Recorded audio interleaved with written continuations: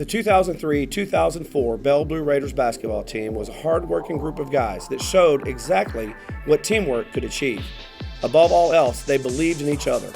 Bell wasn't expected to make much noise in the playoffs. They made the playoffs the year before, but key losses of Luke Cribbs and Alan Voskel didn't put fear in our opponents. Didn't matter though, as these guys just went to work. Bell finished the regular season 19-12 and took second place in district. That brought first-round matchup against number 12 ranked Arlington Martin and their SMU signee, John Killen. Martin had defeated Bell twice during the regular season. A slight gamble paid off as we won 2 coin flips to get the game at LD Bell. Chris Lewis led the way with 21 points, and the Blue Raiders shocked everyone with a 50-44 win.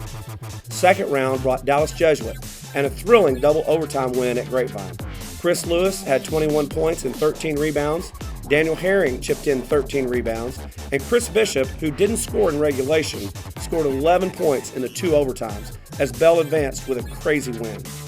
That brought a rematch with Colleyville Heritage for the third time.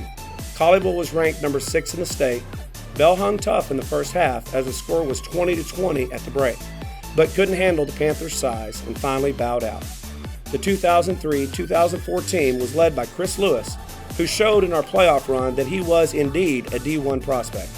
Tough play and scoring from Daniel Herring, who was always playing inside against bigger competition.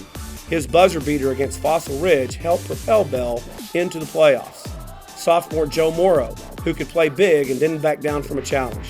The same could be said for Martin Sullivan, who always gave great effort from the 2-guard spot. His brother Terrence, our point guard, had a flair for making the big play.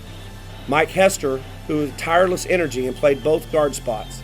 Mike was also not afraid of a challenge, and he came into practice smiling every day. That kid just loved to be in the gym.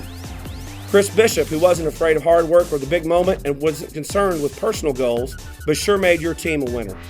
Nate Ware, Jeff Montague, and Chris Cooper, who gave us size off the bench. Luis Diaz, point guard, who while not big in stature, has more heart than anyone I know. Travis Hill, a shooting guard off the bench, and Michael Viola, another shooter off the bench. Add in Patrick Manu and Stephen England, who also contributed off the bench for the Blue Raiders. These guys weren't perfect, but they did all the right things together. They were a team. In today's game, it seems there are fewer and fewer teams like this. Bell finished the season with a 21-13 record and advanced to the third round and put Bell basketball back on the map.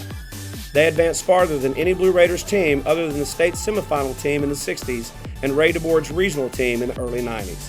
They were a joy to coach, and they are very deserving of this honor. Thank you to the HEB Athletic Hall of Fame for honoring this great group of young men.